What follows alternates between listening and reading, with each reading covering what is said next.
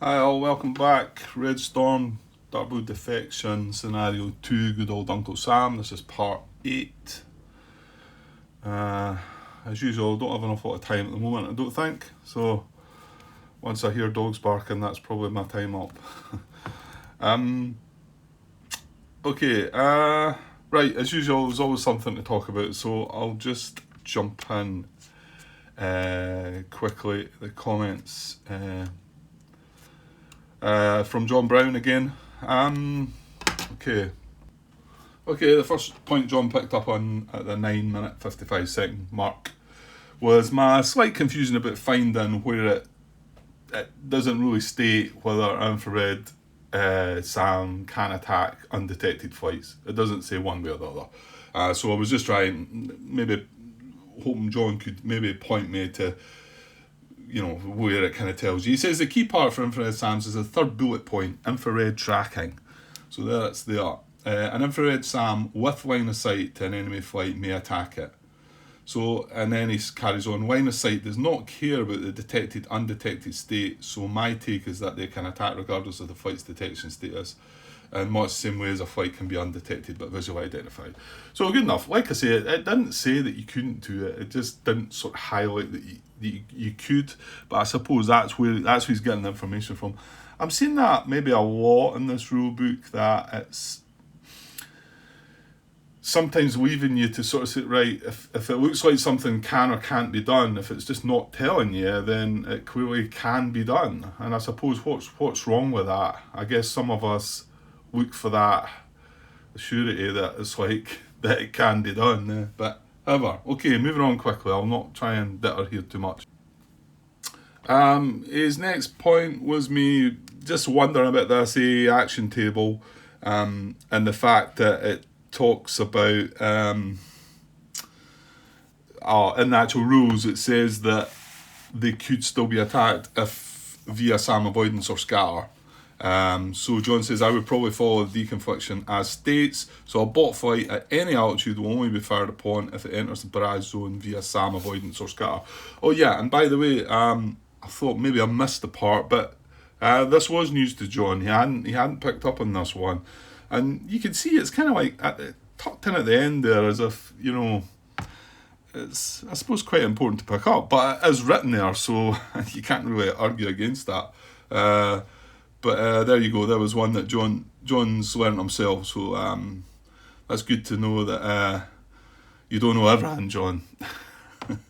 I'm only kidding. Okay. So yeah, I feel like I may have missed some comments in, because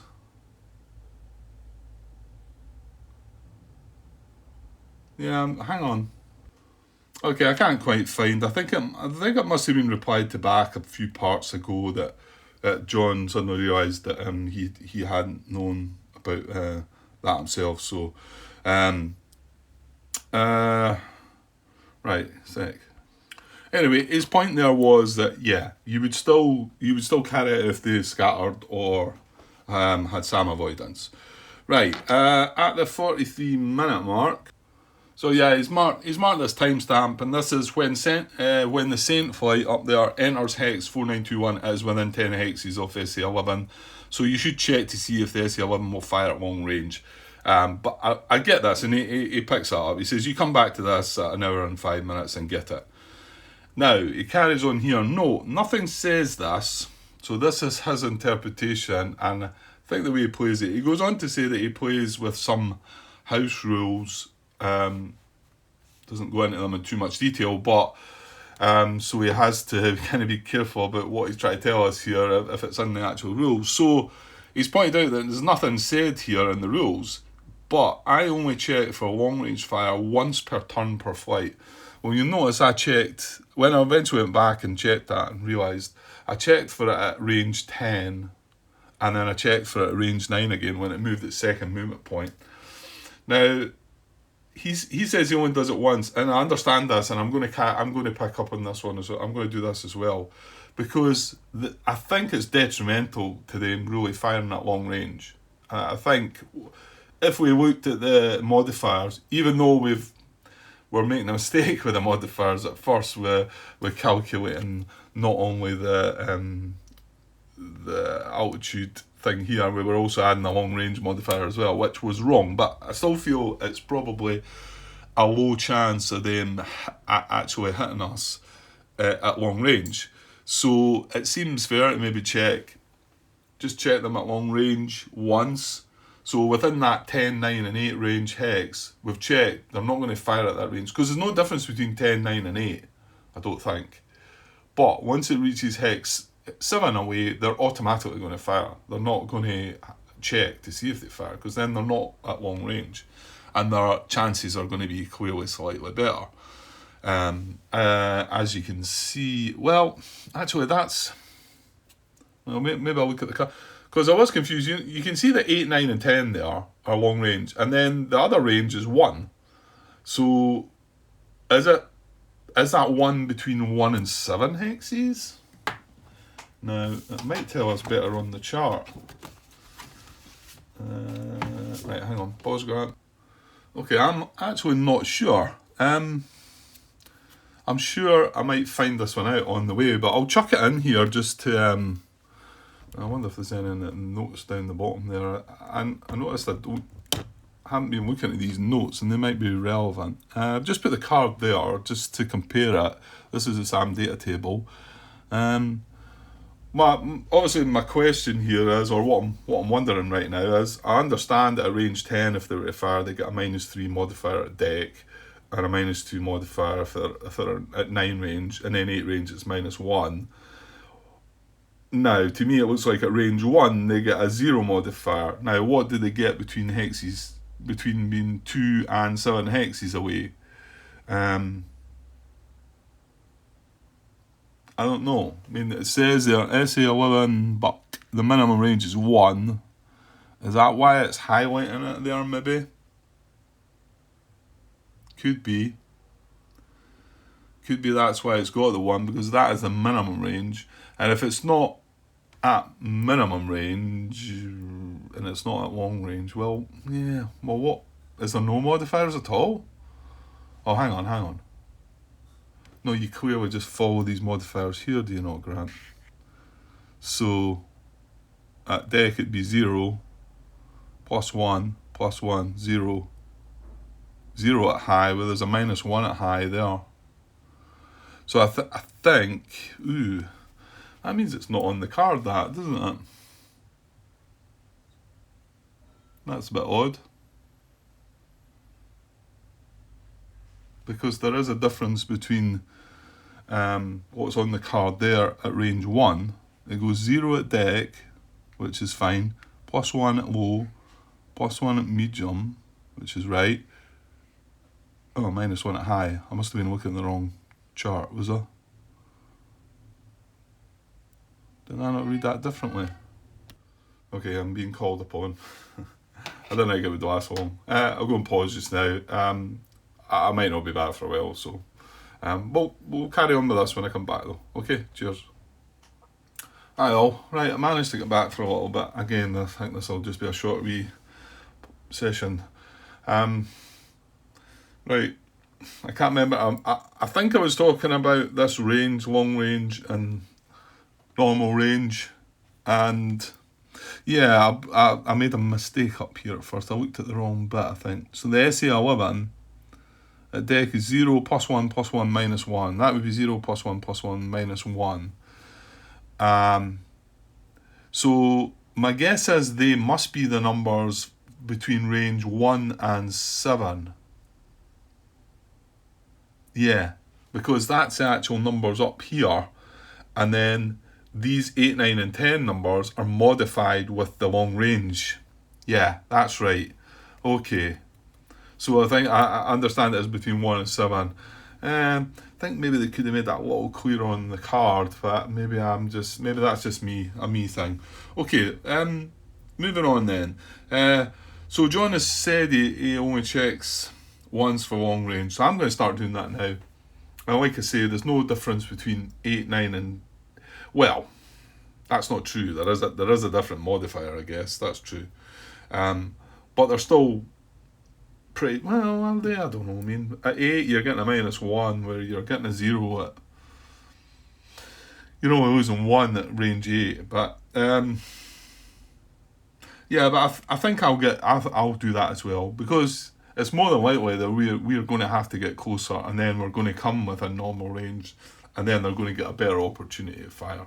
So we'll do that from now on. We'll roll only once to check at long range, if it was this weapon, for instance, whether it was, as soon as it hit 10 hexes, we'll check, and then we won't check at 9 and 8, and we'll automatically fire at range 7. Okay. Yeah, he carries on. Just saying what I'm saying. Obviously, once a flight enters optimal range, Sam would fire even if the long range check had been do not fire. Right, well, you won't do a check though, will you? Because you'll be at... Anyway, okay. The per flight part only really applies to the Patriot and NSC2 since they can acquire attack 2 enemy flights.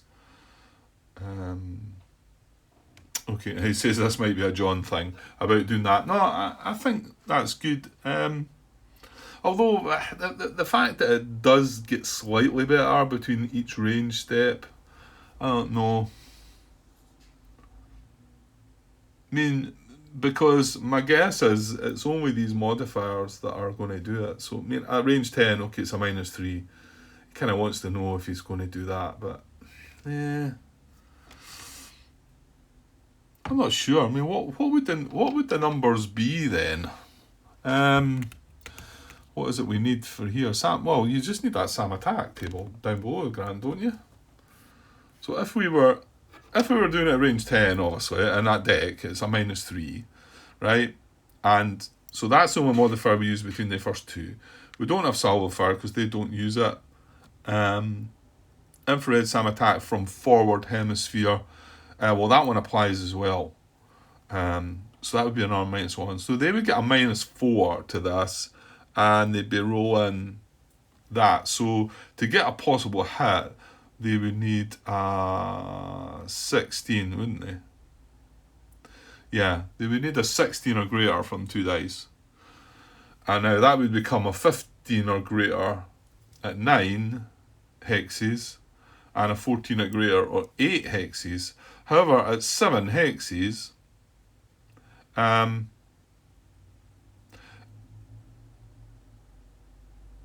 did I manage to get 14? Because that's now... yeah, because I'm not talking... there's going to still be a -1 for infrared Sam attack at normal range. So they're still going to need a 13. Yeah, I don't know. I could see it. Again, there's nothing to say that you do make the roll every movement point, but there's nothing to say that you do. So it's one of the ones that... I think we'll probably take on board what John said there and do it that way, and just roll the ones for the long range, and then just let the unit get into range, and give it that slightly better option. Now hold on. Could it be when it comes down to the Sam defense bit? Right, hang on. Yeah, I could be missing the fact that this would then move us on to Sam defense. Do any of these modifiers maybe interfere with it? Because that was just to see if it was a possible hit, wasn't it? Defensive German, infrared Sam attack, target very high, no. RWR, not applicable to infrared Sam. Infrared Sam versus dash throttle. Then a bunch of Sam modifiers, depending on which one. Target has no line of sight. Target has poor defense. See, there's nothing really in there that interferes as well. So if we manage to get to that possible hit, then going with what we've got here, I don't think there's any modifiers to what we were looking at.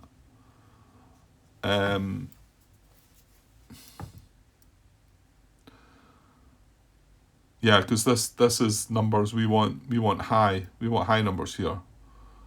So minuses are bad, aren't they? Yeah, see, there's infrared Sam attack, so we're getting a +3 there. we would have got a -1 there if our target was if we were at dash throttle. I think I looked at that one, didn't I? And thought, yeah, I'm maybe not even going to get to row on that table, which I didn't. Don't think when we checked. Well, no, because we never got the. So yeah, I'm not sure that. I mean, okay, it's going to be better the closer it gets, but maybe we should do the check every movement point. You know what? I'll think about that one when I come to it next. And maybe, yeah. Well, I suppose unless we go and ask the question out there. To find out maybe what the rule is intended to be with that. Okay, right, let's move on, Grant, because you spend too much time on that. And I should have added here, and I maybe never actually took note of that when he does this check, it's once per turn as well he's doing it. So next turn we're going to move into a hex 8 hexes away. So my assumption is John would still check that again once more. It does go on to say, because I only check once per turn per flight, when the SAM does fire at long range, I give the bot the benefit of the doubt and use the best hex, usually the closest, but sometimes altitude makes a higher range shot the better one. Checking each time seems cheesy since it means SAMs with bigger long range bands will be more likely to fire at long range. Yeah, that's true. Because if we've got a long range at 5 different hexes and you're checking 5 times, so that kind of does make it feel like, nah.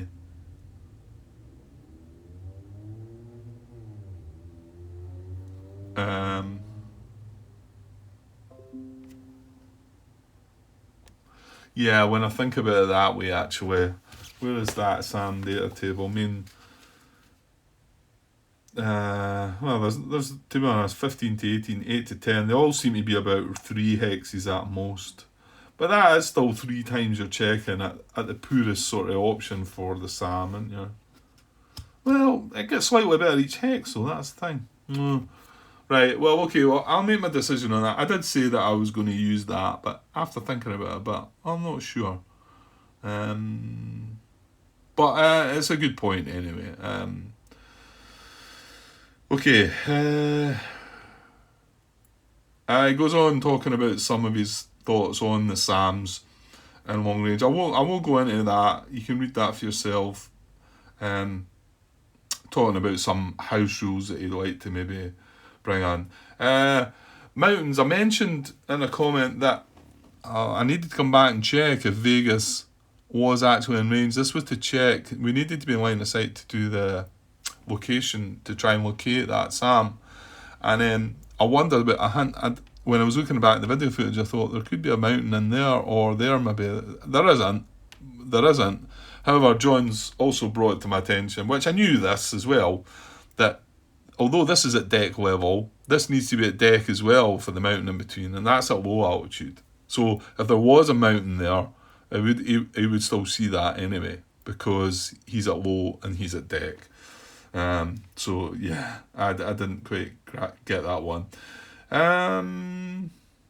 Since the bot always turns on all possible SAM radars during the admin phase, you cannot ever have a bot SAM do a quick acquisition. Okay, good enough. Right, that was the comments. That was from part 6. I think there's just a few from part 7. Okay, just quickly looking at John's comments from part 7.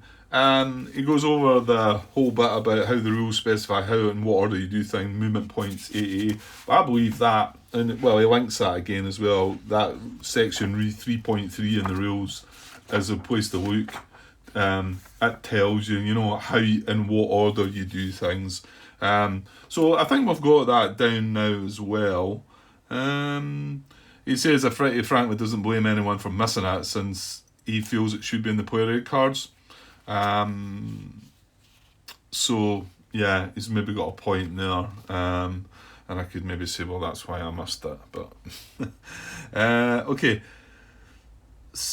I talk about this SAM launch marker and the relevance to it, because he mentions that in relation to the acquired. No, hang on. Well, look at the timestamp, right? Okay, well, what it says here, it's to do with the SAM launch marker and acquisition. So SAM launch has no effect on the acquisition row itself. Yeah, what I'm saying is if this had launched, because this is the one that's got this unit acquired. But he brings up something which, yeah, I will have to have a look at the rules. He says, it has no effect on the acquisition row itself. It has an effect on which flight the SAM has to maintain acquisition on. Normally, a SAM can drop acquisition to acquire a new flight. And I'm like, okay, I didn't quite think about that and maybe know that. So it can drop and acquire a new flight. But after a SAM launch, you're bound to maintain acquisition on the flight unless something else makes you lose acquisition. So that's obviously why he's brought that up. Let me just see if we can find how a SAM can change its acquisition then. Right, I'm kind of not finding what I need here. 15.21, it says in the SAM acquisition phase, a SAM may make one attempt to acquire one enemy flight or maintain and improve one existing acquisition on one flight. Hang on, Grant. If we were the Warsaw Pact player right now, my thinking here is we would get to choose which flight we wanted to try and acquire. We might find that this flight's more dangerous and acquire Vegas instead of Saint. Is that now? Should I be looking at the solo rules to see? I think that's what it's up to you. I think. SAM actions table. SAM acquisition phase. When there are multiple SAMs, this is play rate card 5, the solo play rate card. When there are multiple SAMs attempting acquisition. No, that's not that. So, if acquired flights in acquisition range attempt to retain acquisition, otherwise go to no flight acquired. So that's another place where they could change their acquisition if it's not in range. So yeah, you could have that as well. And if there's no flight acquired, well, okay. So if there is a flight acquired, the only way the bot will change its acquisition target is if it's not in range, I think. So that is a way that it could happen. Okay, right, let's move on, Grant. 22 minutes. I was determined I wasn't going to keep this to let this get to 30 minutes and look at it. It's going.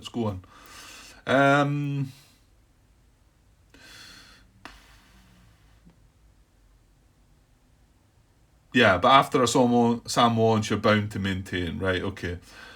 He says, probably being a bit pedantic here, but Shrikes are air-to-ground ordnance. They just have some special properties that air-to-ground ordnance does not have. Yeah, maybe I've spoke wrongly about it, but yeah, fair enough. Right, this is a big one to finish. Okay, it is going to go to 30 minutes. Well, I'm probably going to be pushed for time. This is probably going to be me. So he's talking about my thinking. What are we going to do with Vegas flight next? But he agrees with my point that I make after this. So he says if Vegas move one hex forward, they are technically within the barrage zone from Bad Hersfield AAs. So that was that hex there. Now, right, here's another one for you, John. If I'm on the spine, does that still class as being in that hex? Or is it my choice? Or is it their choice? I could probably find that in the rules, but it's just quickly while I'm thinking there.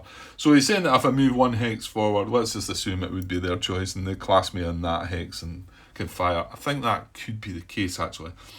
He says there are a few things you can do.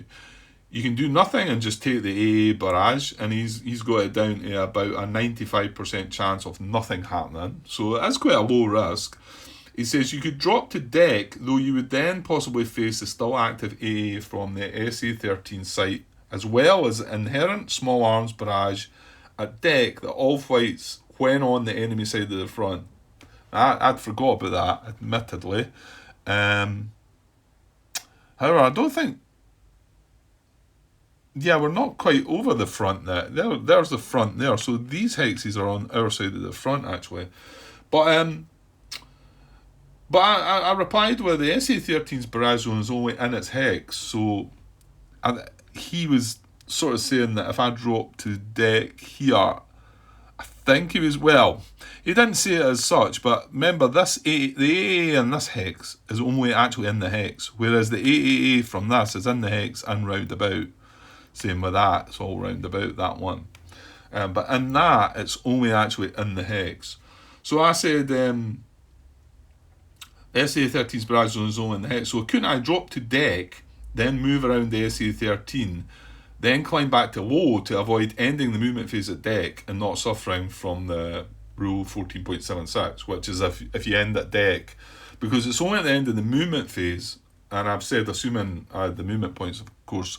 So here's me like move one into there, drop to deck. Now I'm not 100% sure about that, but I think I would then be at deck in that hex, would not take the fire from that, and I'd be at deck. So then I can move through there, and end my move at low altitude.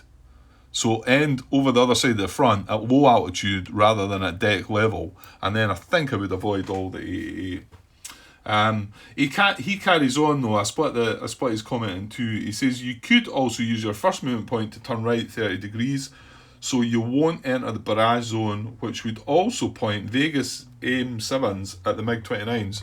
And yeah, I had thought about this, and I'll tell you why. So he's talking about moving a 30-degree swing would be into there, and then that's us facing the MiG-29, right? And we're avoiding... Well, the thing is, if we go this way, we've got this flat to contend with. But you can see what he's saying there. And I'd thought about this, and I talked about Vegas's air-to-air capabilities. He's got BVR AIM-7s. So, however, when I was looking over that, when I was dealing with this, I noticed Mike, Major Disaster on BGG, had posted a question. I don't know what's happened to your question, Mike, whether you deleted it or whether it went somewhere, or whether there was something wrong with your question, but it's not, I couldn't see it anymore. I never had another look again. Wait, have a quick look. No, I can't find it, so whether he deleted the question or not, I'm not sure. But his question was regarding the fact that the Vegas flight, which is the Wild Weasel flight, the task of the Wild Weasel flight is a SEAD task. There, it's there. And if you look up SEAD, it means you cannot initiate air-to-air combat. And I was like, when I seen Mike's comment, I was like, right, I never knew that. So, and obviously John actually has not thought about that there as well, because he's actually suggesting that I try and go for that. So again, Mike, you're bringing up some things there. I don't know if there was something wrong with your question or not. I wasn't able to look it over again and find out what you were asking as well. Not that I would be able to answer you probably, but the fact that cannot initiate air-to-air combat. So I did that, and John did come back saying, good point about Vegas being SEAD, which does mean that they can only defend in air-to-air combat, not initiate attack. Saint, on the other hand, and the F-16s are multi-role, and thus once they've expended or jettisoned their ordnance, they can switch to the cap role. Right, I was like, what's he on about here? Because F-16, which is Saint up the top there, is also... yeah, it was Vegas. I was shooting looking at that. Yeah, because I knew the other two flights were both SEAD. So they're both SEAD. So they both cannot initiate air-to-air combat. However, he's talking about this note, multi-role, which is an F-16 only. Well, I say only thing. It's not on the Wild Weasels, for instance. Now, hang on. So there we go, and I would never have caught this one, so glad you brought this one up, John. Page 14, 8.37, multi-role aircraft, flights with aircraft designated on air... Okay, sorry, doorbell as you clearly heard.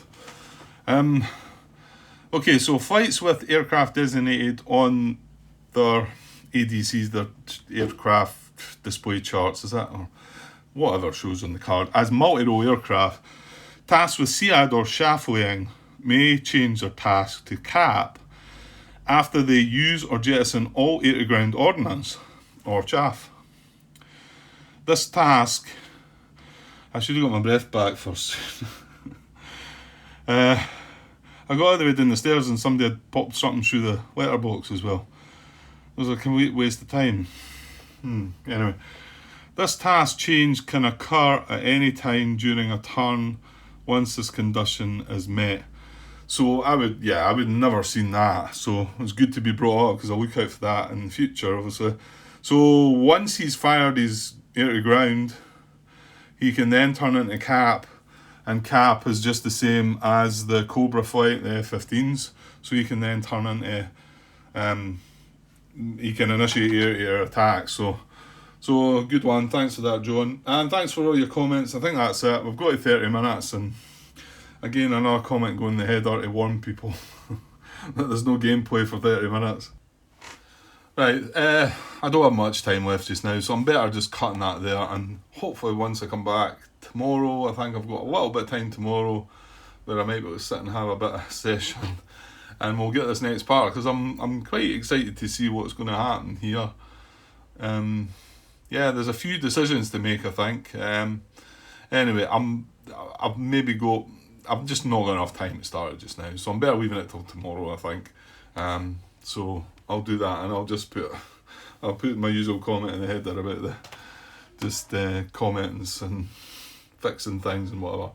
Okay, I'll be back tomorrow. Okay, cheers. Hi all. Right, this is just a continuation of part 8. So I think I've got about 30 minutes up to now. Again, no real gameplay, just talking about stuff, which there'll be a note in the header as usual.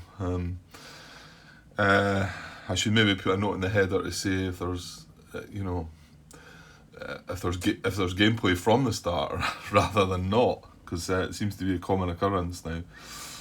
Anyway, I think these things need to be gone over, especially for myself anyway. So, okay, so, well, nothing to talk about, nothing changed since yesterday, not that I'm aware of. So I was looking over the situation we've got. We've got one initiative here, it's our turn. I'll just take that away. We've only got one initiative, so we can only move one of our 3 flights. Now they've moved 2 of theirs.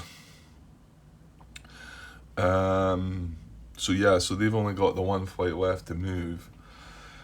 So I was thinking about what to do, and obviously I think my main options were Vegas trying to get his strikes at the SA-11, or obviously Saint. Now Vegas is the F4 Wild Weasel. Now what was reminded to me recently was the fact that it just has Shrike missiles, and that means it doesn't count as air-to-ground weapons. Although it's an air-to-ground weapon, it doesn't count. So we actually have a clean profile. We're not laden, which I realised just when I was looking at things here, and that might enable us to get a bit better speed here. So yeah, we've got to get within range of them with the Shrikes. Now the Shrikes, just looking at it here, I've not delved right into it, I was just checking the range.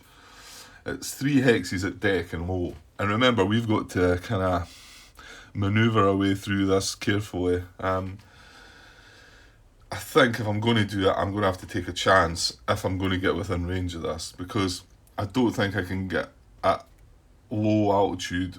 Well, the thing is, my plan was to drop. Let's zoom in a little bit. My thinking was to drop to deck level, move into here. Move into here and drop to deck level, all in, with a free altitude drop.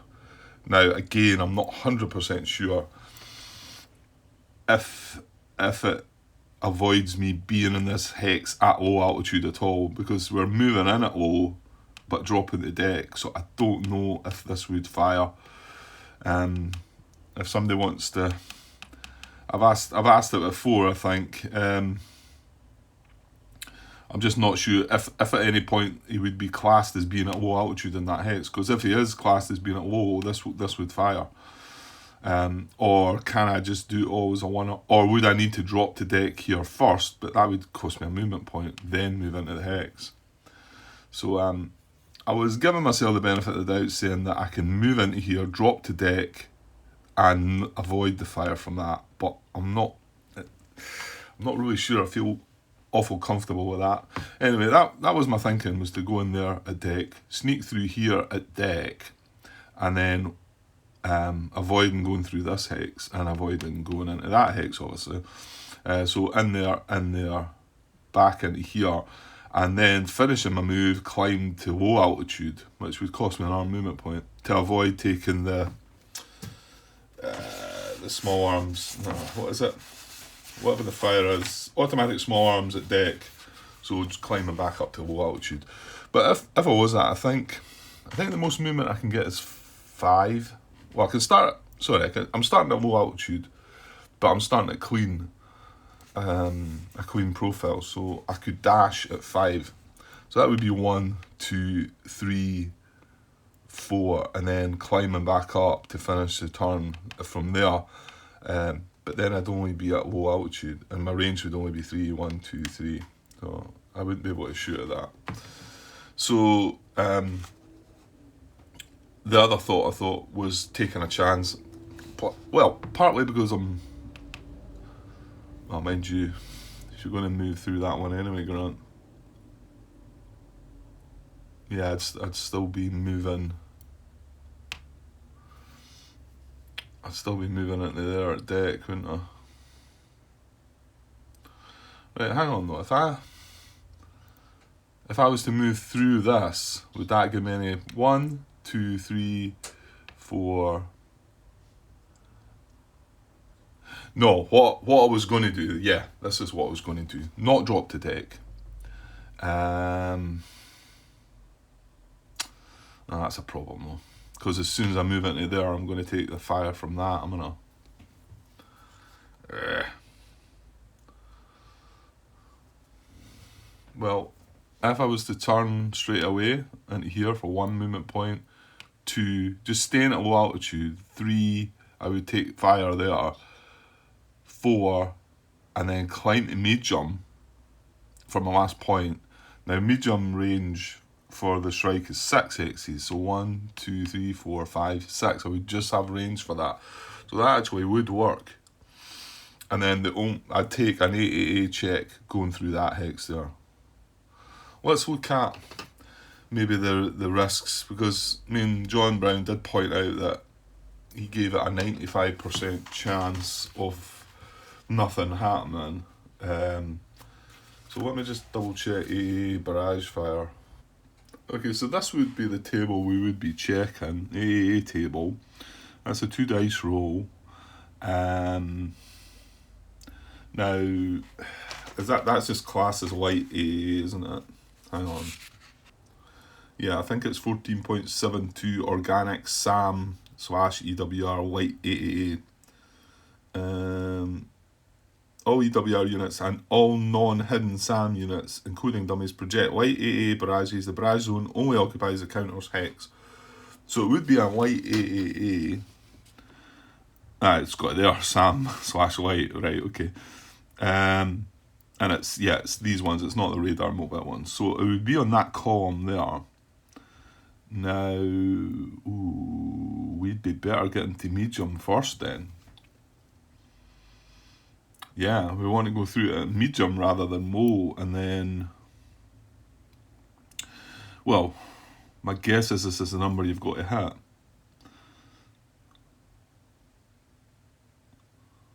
Or greater. And in actual fact, if I could have got to high, well... then we'd be zoom climbing, wouldn't we? I don't think that's realistic. So resolving flat barrages, roll 2 dice, cross-referencing with the flight's altitude. If the barrage roll is a result of a change in altitude, If the barrage roll is as a result of change in altitude.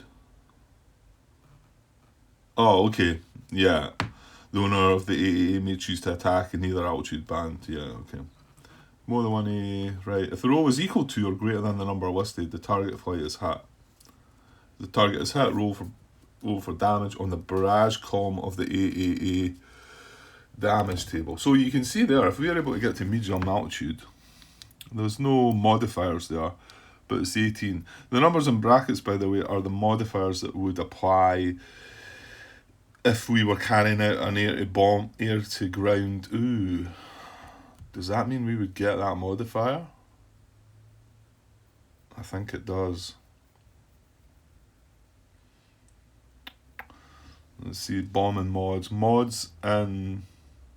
So modifiers and brackets apply to any air-to-ground attack during bomb run.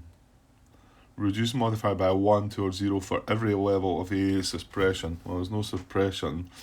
I'm just wondering if we would avoid that, because we've not actually started our bomb run. So do I get away with that if I start my bomb run after we've moved through that? You know, if we were starting a bomb run while we ran through it, I get it. I'm guessing I get that, but if I then start my bomb run once we're past it, I don't think that will apply to us at -1. Anyway, that's what the modifiers are for.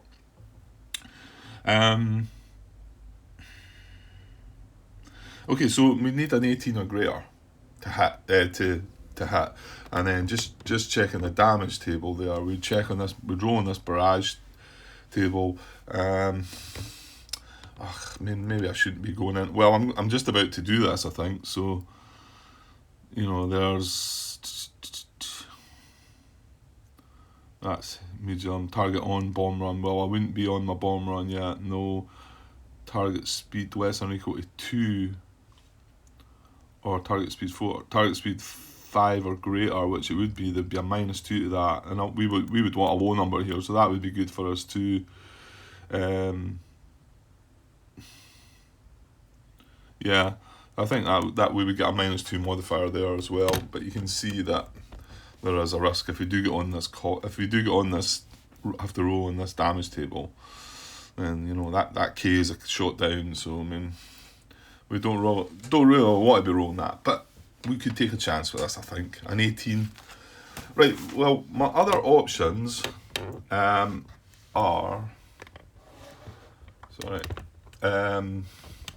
obviously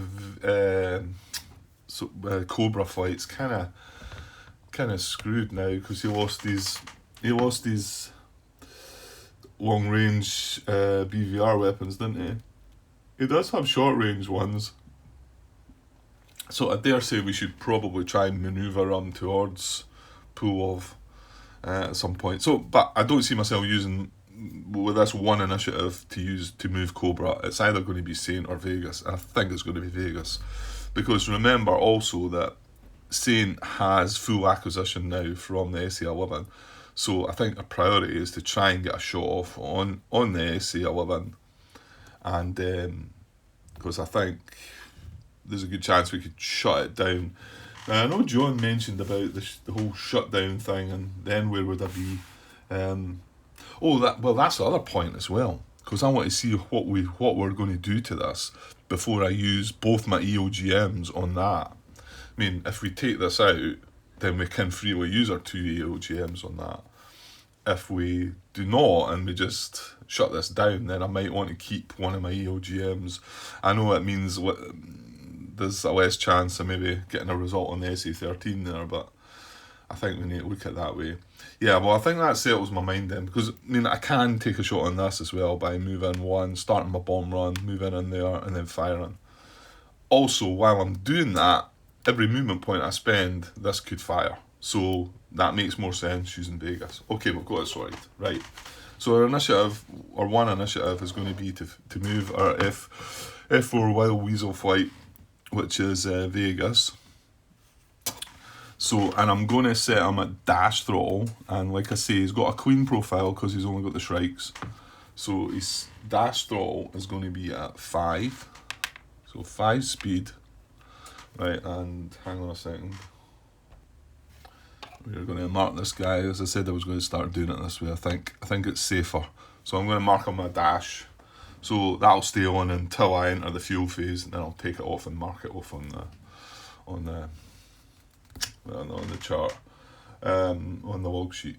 Okay, so 5-speed. So yeah, okay. So my first movement point is going to be a 30-degree turn, and that just turns me into that hex, right? So that takes me down to 4. And then my second movement point is going to be to climb to medium altitude, I think. That takes me down to 3.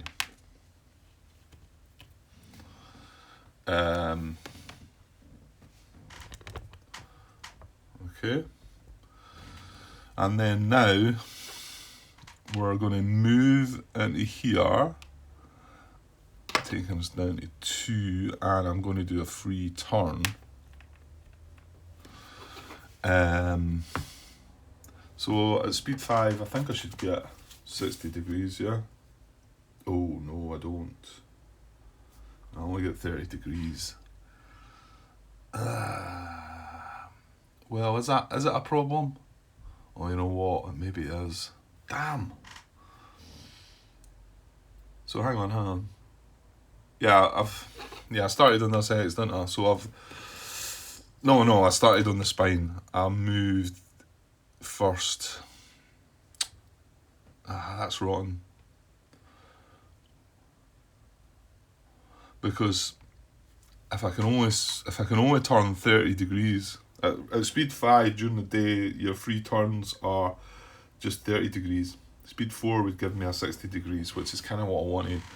So 30 degrees is all I get, and that takes me into there, which means that my next move has got to be along the spine. Well, hang on here though. I think this will work still, because when my next move moves into the spine of that, surely I'm either in that hex or that hex, and both would be taken flat. Well, this hex would take flat fire from here, and this hex would take flat fire from there. Problem is, yeah, because I could move in and do a free turn again. Yeah, okay. So hang on, that's me. Yeah, I've still got 2 movement points left. What I need to check is what happens if we end up on the spine. Let me see. Well, it does say if more than one A concentration projects its barrage into the hex, the owning player chooses one concentration only to make the barrage attack. So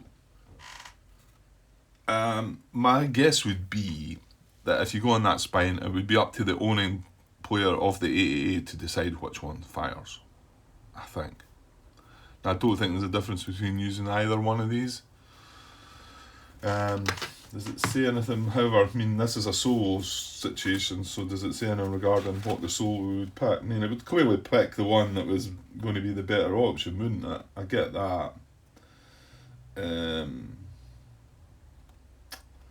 I don't think there's anything really written regarding that, though.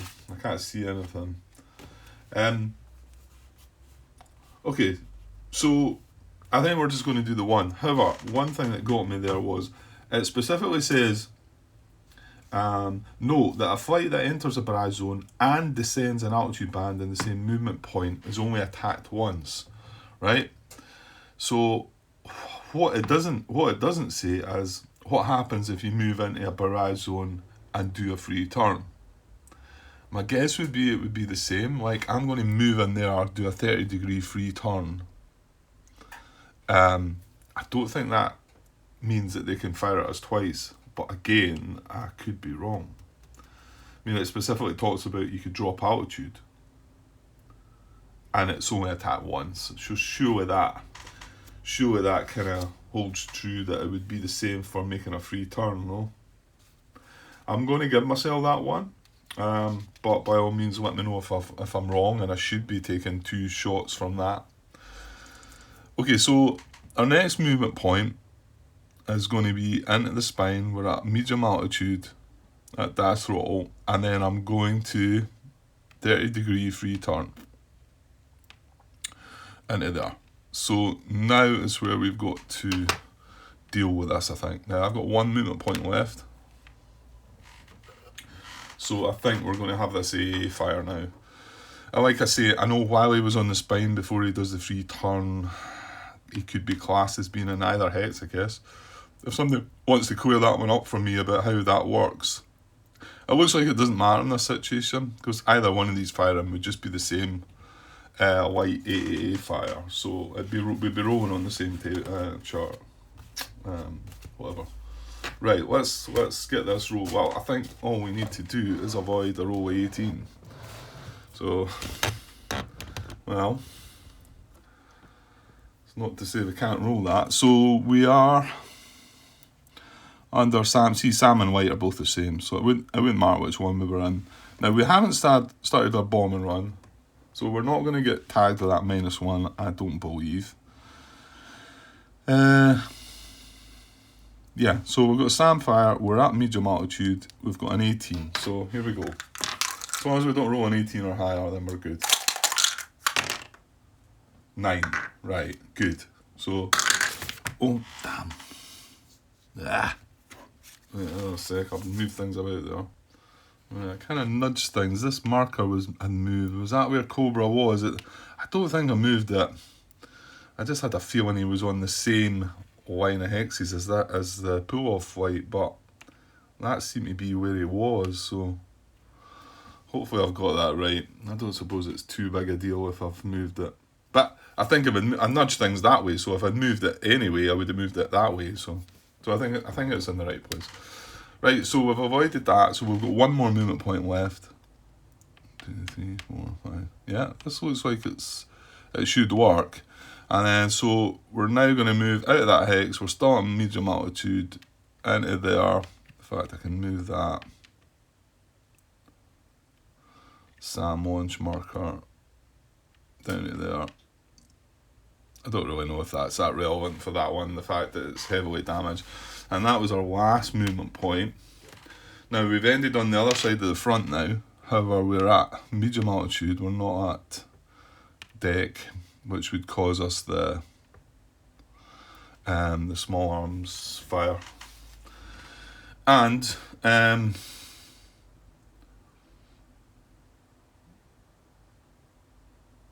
yeah, and none of that interfered with. Yeah, and this can't try and attack us now because it's got a acquisition on the F-16s. So yeah. So I'm now going to announce. Oh, wait now.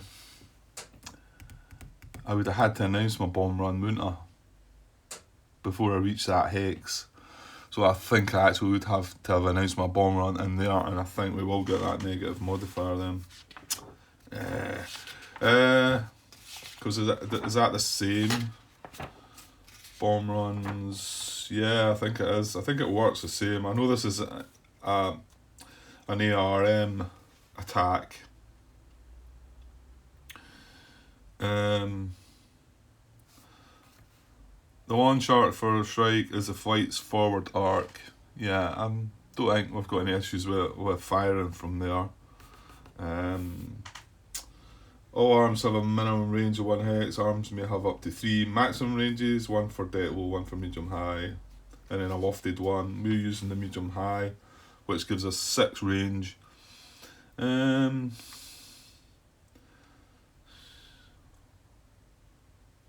Yeah, it may only launch 1 arm type per game turn, though it may launch multiple shots of that arm type at the same target. An arm is launched, player indicates if it is a normal or wafted arm launch, and the number of shots. They do not have to declare the target or arm type, right? But we are playing this solo anyway, so I don't see how this matters. Well, yeah, because it's to allow the the defendant player the chance to shut down radars. But remember, the bot will not voluntarily shut down radars. So, and this is a detected flight. So if this was undetected, I don't think he would have the option to shut down anyway. But he's not going to shut down. Right. Target and arm type are noted and not revealed. But yeah, like I say, this is solo. Only then is the target declared. Arm launches are blind bombing attacks. There is no IP for an arm bomb run. Instead, the flight may fire after expending any movement point, including resolution of any AAA SAM attacks caused by that movement point expenditure, provided the target is in a launch arc designated in the weapon's description. Okay, so we don't actually have an IP to start a bomb and run then. We don't need to do that. Okay, so, well, you can correct me if I've got that wrong, but that's how I'm reading that. So once we've moved our last movement point into there, we are not taking any AAA fire or anything like that, so we're not going to get that -1 modifier. We are now going to launch our strikes here at this. Now, I think I'm as well using both of them. I think so. So let's see what happens here then. Right, so I've announced my launch of these strikes. Now, because we're playing against the bot here, it will not voluntarily shut down. Let me just get that play card 5 out again. Where does it say? Arm launch. If detected enemy flight fires arm, all SAMs attempt to keep radar on. So they attempt to keep radar on. And I think what that means is, because I'm just reading that, if the player does not or cannot voluntarily shut down the targeted radar, roll an arm morale check immediately after the target is declared to see if the targeted radar crew detects a launch and turns off the radar. I see, so this is where it might still shut down the radar then, but it wouldn't voluntarily, so it will attempt to keep it on. So what do we want here? Morale check. Yeah. 17.52, right, give me a sec. So here's the anti-radiation missile attack, 17.52, arm morale check and sequence. So, announce arm launch, including number of shots, but not arm type or target. Well, don't think that part matters. We're firing strikes, 2 strikes. If flight detected, which it is, enemy player may shut down radars voluntarily. Well, the bot doesn't do that. Let's move on. If no voluntary shutdown, target takes arm morale check, fails on 5 or less. VRMs are +1 launching flight undetected. That's not the case. -1 if launched from 10 plus hexes away. That's not the case. If check fails, mark with shutdown marker, and then we resolve the arm attack. So they're going to attempt to keep it on. We're rolling 1 dice here. So a 5 or less, and they will actually shut down. Rolled a 1. So that means it is going to shut down, isn't it? I don't know if that's good or bad. I don't know. So it failed the check, so mark it with a shutdown marker, and then resolve the arm attack. Right, wait a minute here. I forgot this is unlocated, isn't it?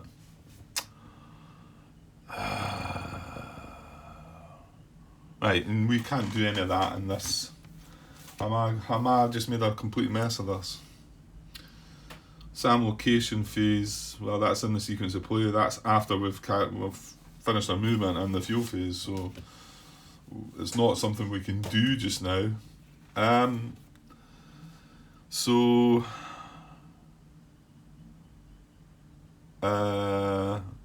Right, so we know that SAMs can attack undetected flights. However, can we attack unlocated? I think we can, but I'm going to have to look into this, obviously. So give me a second here. If this is working right, though, we will need a shutdown marker. Now, is it just on the other side of the marker? It just says off. So there's maybe I think there is a radar shutdown, isn't there? Right, give me a sec. But I'm going to go and look to see if we can actually carry out this attack, because this is unlocated. I'm just away trying to find out this, and I think it will be in this area. But while I'm searching for this, I'll just put it on the computer and typed in unlocated. So page 24, 15.11, SAM states. SAM units may be in one of three states: located, unlocated, or hidden. And then it's got exception. Infrared SAMs have only two states: located or hidden. So something's off there, is it not? I mean, it does say in the setup of the special scenario rules, or the setup of the order of battle or whatever, that the SA-11 does start unlocated. And yet it says they can only have two states: located or hidden. I don't know what's going on there.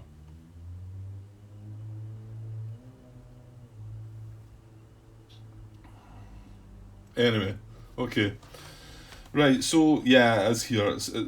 Well, let me know what that. I mean, unless it's some exception that they're built into the dark blue defection scenarios, because again, it's a solo kind of thing. So maybe that's why they're overriding that a little.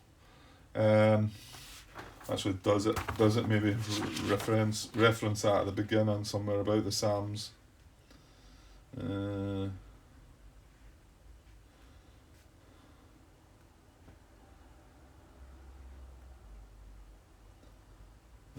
I'm not sure. SAM A will start on the map located with radars on where applicable, or will start as warning flat markers until activated. Well, we did have it as a warning marker, but yeah, I'm not sure. I'm not sure what that's about. Something's contradicting something there, but while I've been going through this whole scenario, we have said this is unlocated, because we've actually tried to locate it, haven't we? In the SAM location phase, isn't it? I think that's what it is. SAM location phase? Yes. Okay, I'll just leave that out there. Anyway, located SAM units can be attacked by any flight whose tasking permits it. Unlocated SAM units may only be attacked by flights using arm ordnance. Okay, so we can do this as long as we're using our strikes. Good. Hidden SAM units may not be attacked. Well, I don't think we have any of them in them. So, okay, I don't need to go back to the computer. We found it. So that is going to shut down then. But like I say, I don't know if it's good or bad, that. Okay, so I eventually found the marker. There it is there, radar shut down. Now, I'll just put that beside it, I think. Okay, so now we have to resolve the arm attack.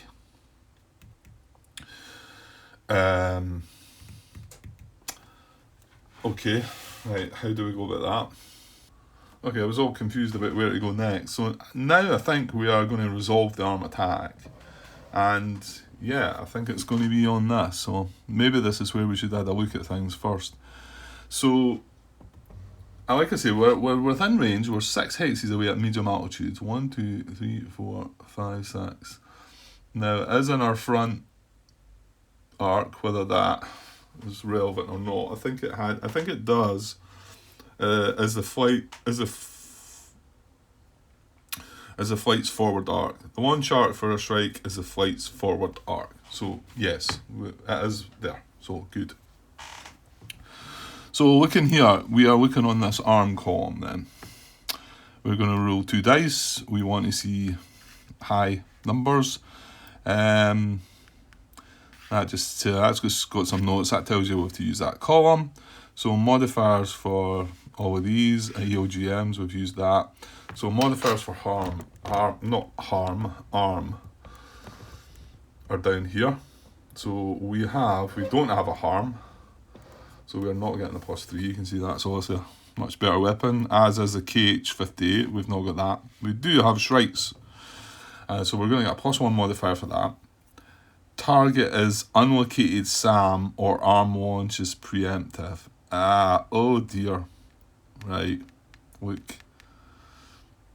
I remember that now. I remember that being a kind of nasty modifier. So I see what John's saying now. Because now it's going to be harder for us to get a hit, isn't it? And it's unlocated, giving us an R-2. So we got a +1 for the Shrike. We get a -2 because it's unlocated. We're not doing the lofted thing, thankfully. And we get a -6 because the target radar shut down at launch. So we've got -8. We've got a -7 modifier. Ugh, yuck. Okay. Well, we're firing twice. We've made that decision now, so a -7. We've got to get high here, as you can see. Even if we get a 1 result, at least that will be something. Right. So a -7, and we're going to roll twice. So here's the first roll. 9. So the result of that is 2. Less than or equal to 2 is the very, very lowest one. Right, okay, so one more, -7. Oh, come on. 5. What a terrible roll in there. So we didn't get anything, unfortunately. And that is both our Shrikes gone.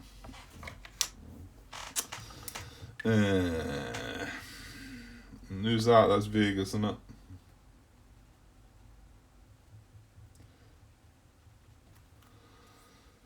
Okay.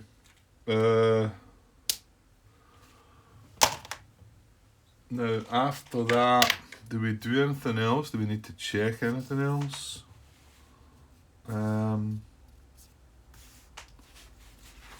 No, it's not like ear to ear, is it? When you've got other things to check. I don't think there's anything else that happens there. I could be wrong though.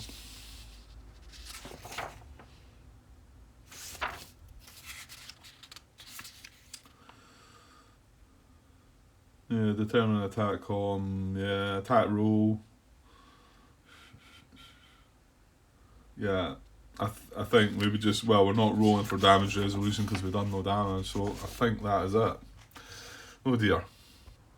So like John said, I think this is the situation that he was suggesting, that if you use our Shrikes, because I mean all we can, well, that's not saying all we can do. We now know that we'd like to maybe keep one of the EOGMs to go in. Well, does the EOGM give us a better chance of hitting? Yeah, because it doesn't have the modifiers because it's not an arm attack. However, we would need to locate it because we can't attack it. We can only attack it in an arm attack unlocated. So we need to locate it first. Right, okay. It's all coming together. Yeah, very clever. Very good. Okay. Well, we don't want things to be easy. We want a challenge. We always like a challenge. Well, that's kind of Vegas. Well, what's Vegas got left? He does have his radar homing missile. Okay, sorry, I was on pause. I'm gonna have to take a break. What I think I'll do is I'll just cut this now. So that is, I think that's Vegas done his thing then, isn't it? Yeah, I was just saying he's got, what is it?